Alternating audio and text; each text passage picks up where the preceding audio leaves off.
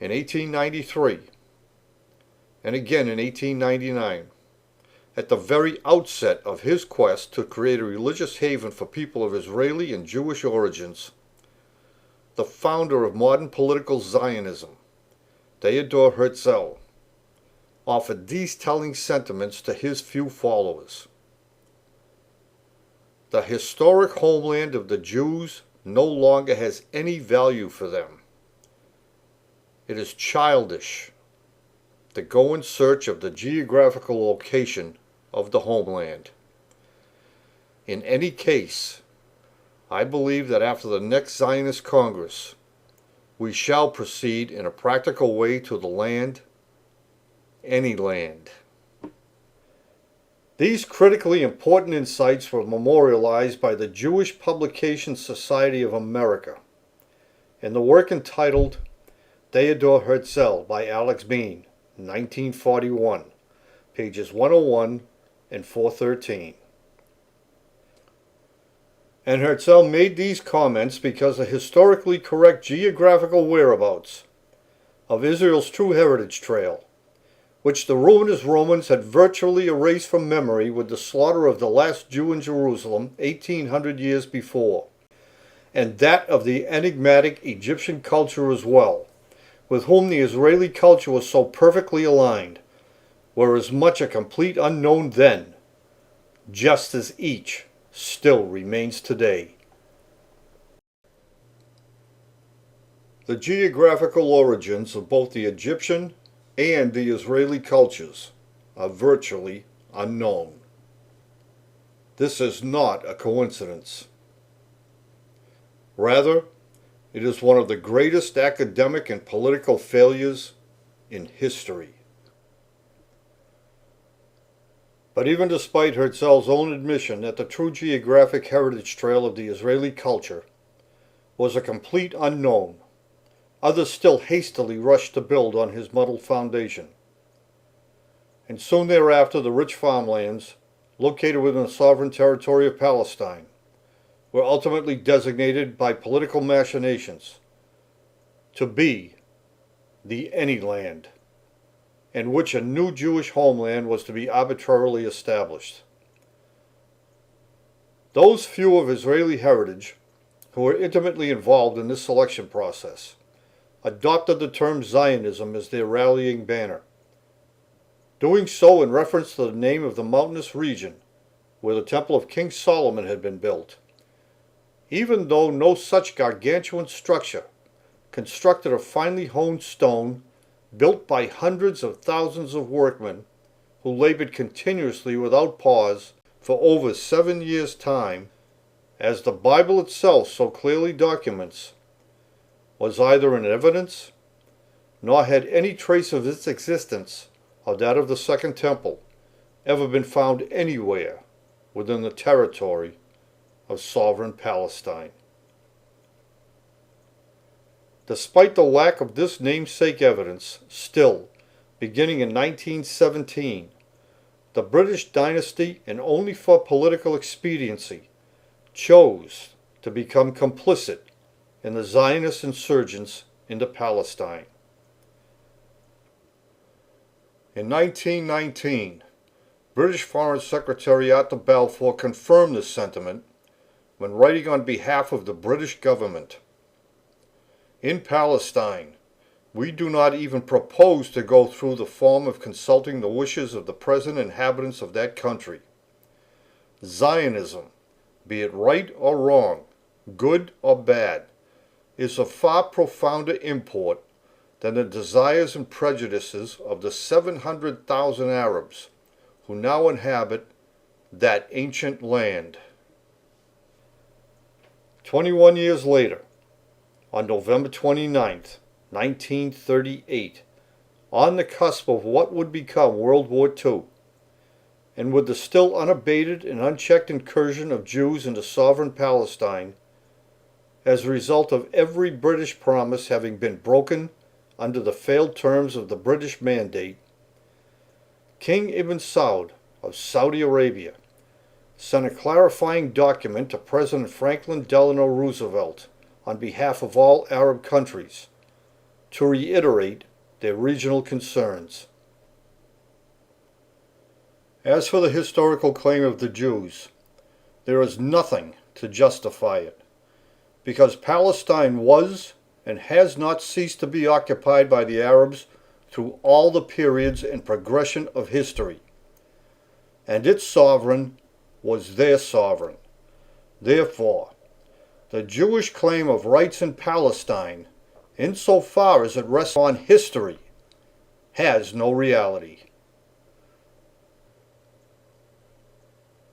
We have observed as one of the effects of the widespread Jewish propaganda that the American people have been grossly misled. This has resulted in the support of the Jews in crushing the Arabs in Palestine. But if we look at the matter from the standpoint of political Zionism, this point of view represents a wrong and unjust way. Its aim is to ruin a peaceable and tranquil people and to drive them from their country by various means, given to them by the British government, who did not possess the right to impose it upon sovereign Palestine. And the Arabs protested strongly immediately upon learning of the British-sponsored Balfour Declaration, and they announced their rejection and non-acceptance from the very first day. From this it will be clear to you, Mr. President, that the historical pretext of the Jews is unjust, and it is impossible to consider it. Palestine has been Arab since the oldest of times, and they did not leave it, nor did others drive them out of it, and of this there is no uncertainty or doubt. Mr. President, the Arabs of Palestine, and behind them the rest of the Islamic world, are being forced to defend their lands and their territories. It is impossible to establish peace in Palestine unless the Arabs obtain their rights. So we beseech you, Mr. President, to support those who only want to live in peace and quiet despite the attacks. We have no doubt that the high principles to which American people adhere will cause them to grant support for justice and fair play. This letter was among the many hundreds of other similar correspondences which were subsequently exchanged by numerous parties concerning the Zionist movement in its bid to occupy a land, any land. As a result of King Ibn Saud's intuitive insights, President Roosevelt directed the Joint Chiefs of Staff to begin an intensive on-the-ground interview of the leading statesmen from North Africa, Egypt, Lebanon, Syria, Palestine, Transjordan, Iraq, Turkey, and Iran. Then, on April 20th, 1943, the American delegation provided the President with their findings, in which they stated, "The tension is growing steadily. The Arabs feel that the Zionists, by continuing a worldwide propaganda for a Jewish state in Palestine, have not kept their part of the bargain.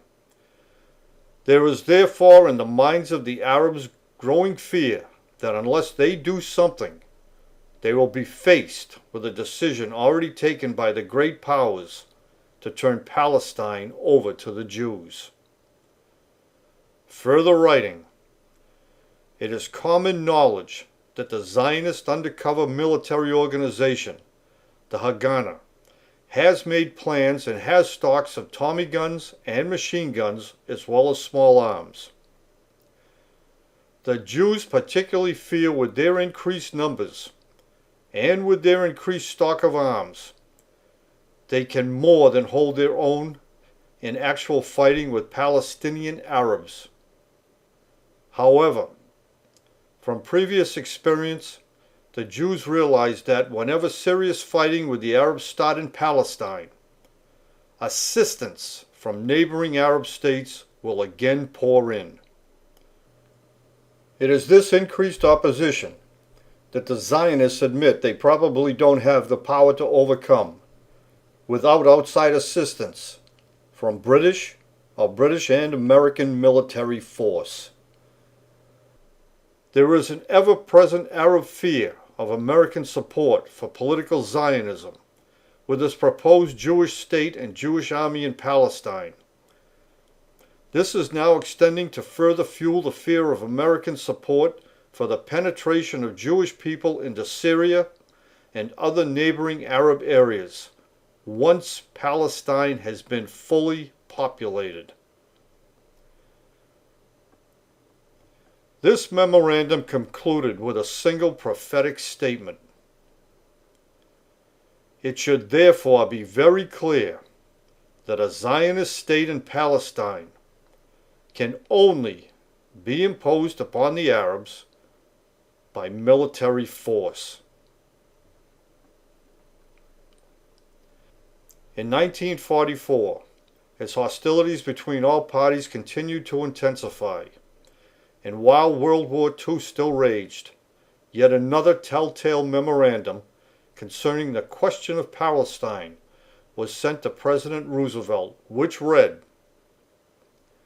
"The chief of the CID, which is the Criminal Investigative Division of the United States Army, told me the other day that the aim of the Jews, when the proper time comes, will be to seize the whole country by armed force, in the belief that no one will be willing to take it from them once they are in control. He is a bit of a pessimist, but there is no doubt of the strength of the Jews." Then again, on February 1st, 1945, Colonel William A. Eddy, the United States Minister to Saudi Arabia, sent what has since proved to be yet another prophetic message to the United States Secretary of State. King Abdul Aziz made the following startling statement yesterday to officers of the American legation.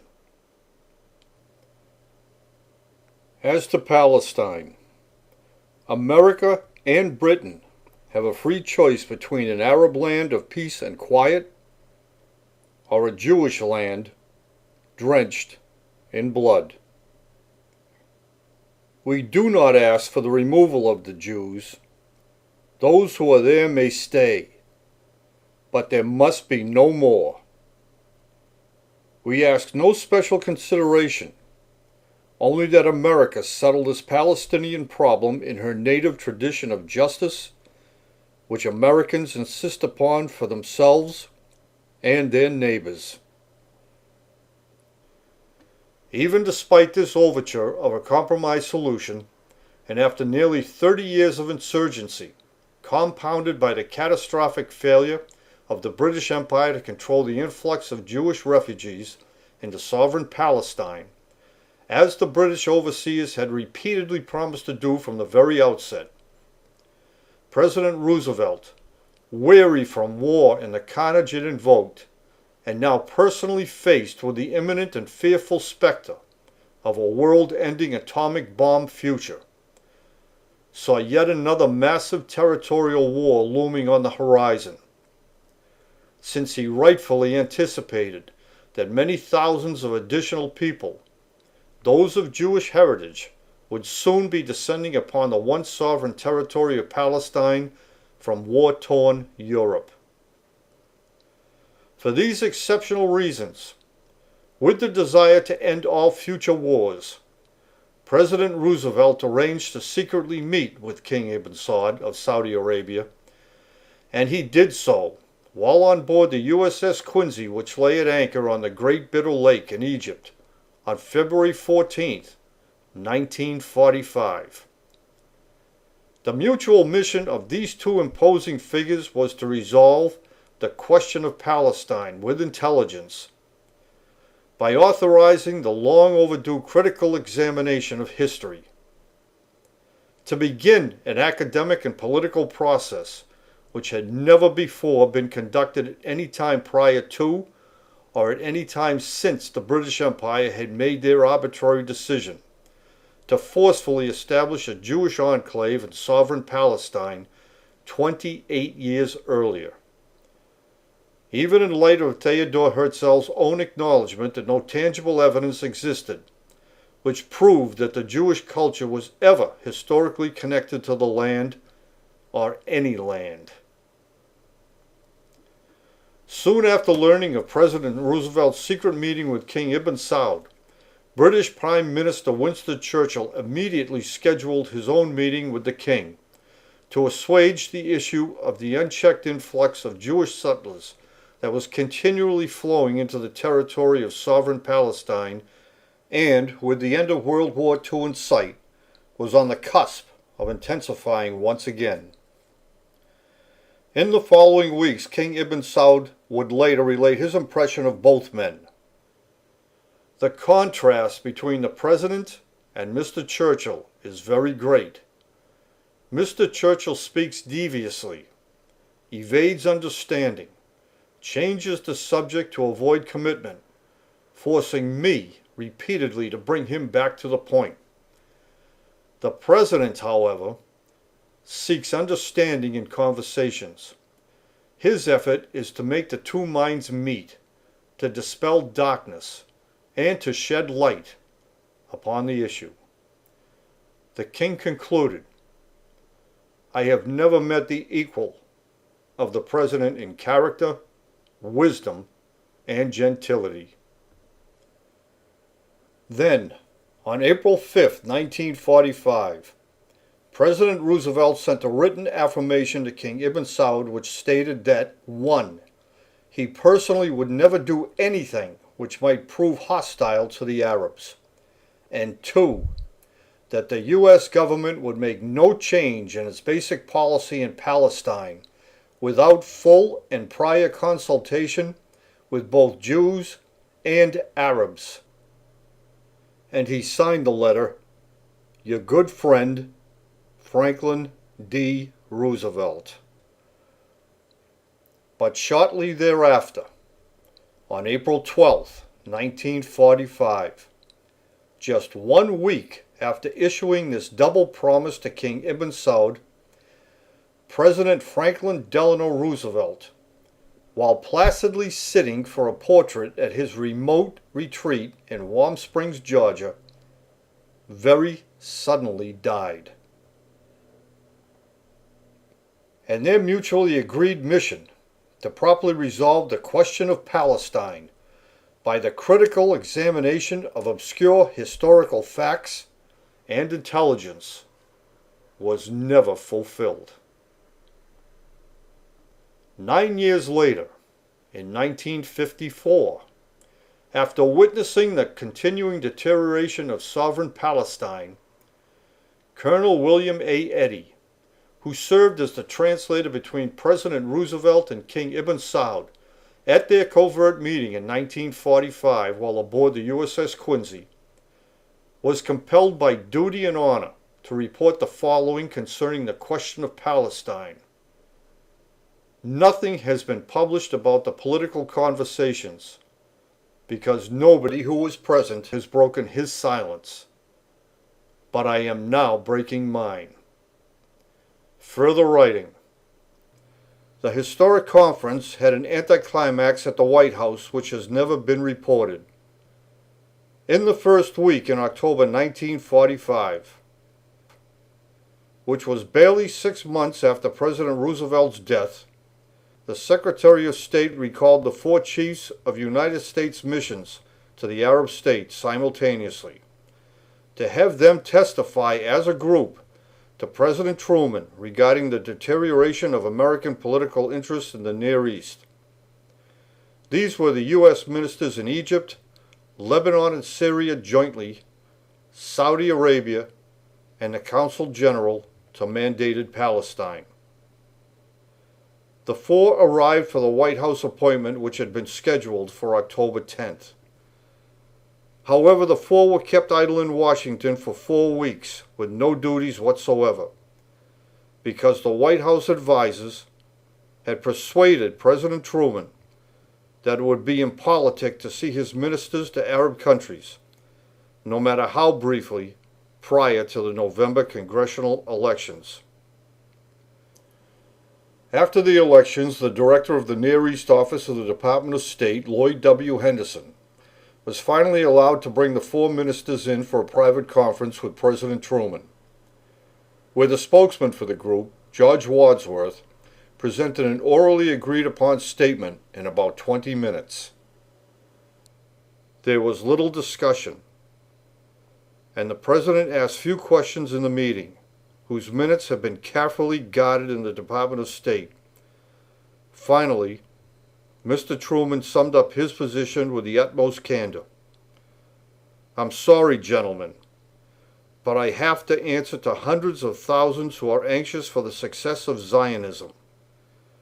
I do not have hundreds of thousands of Arabs among my constituents." This information was published by the America Mideast Educational and Training Services Incorporated, Washington, D.C., 1951.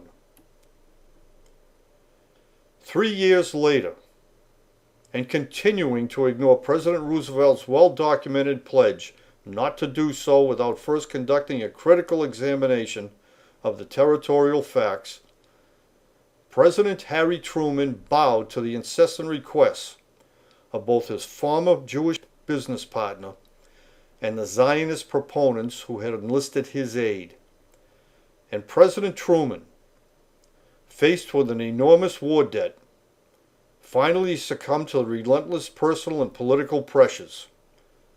And on May 14, 1948, President Harry Truman, whom President Roosevelt never wanted for a running mate, formally recognized Israel's self-declared statehood. And the once sovereign territory of Palestine, the surrounding countries, and the world itself would never be the same again. Simply because the geographical whereabouts of both Israel's true heritage trail and that of the enigmatic Egyptian culture with whom they were so intimately associated has never been academically resolved by critical examination. The historic homeland of the Jews no longer has any value for them. It is childish to go in search of the geographic location of the homeland. In any case, I believe that after the next Zionist Congress, we shall proceed in a practical way to the land, any land.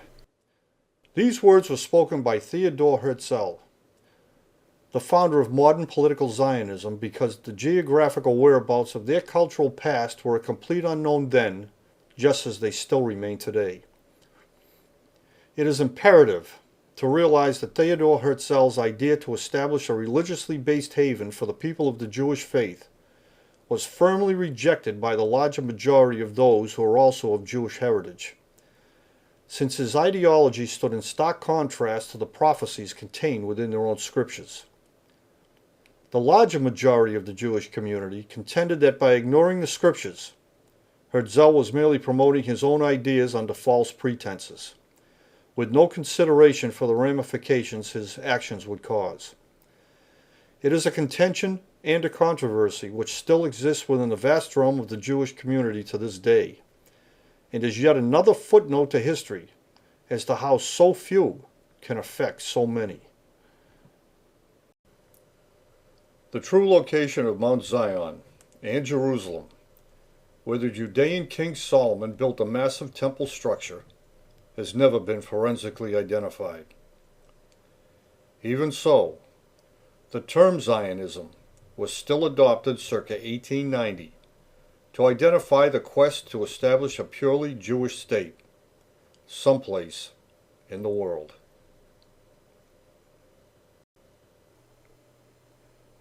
There are those who write histories because they are committed to writing them for the advantage of posterity alone, drawing the facts out of darkness and into the light.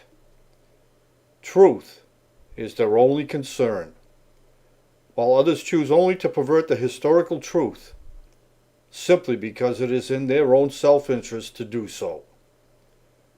Josephus, the Jewish historian who was born in Jerusalem and who later fought along the shores of Galilee, from his monumental work entitled Antiquities of the Jews, Preface, verse 1, in the year 98 A.D.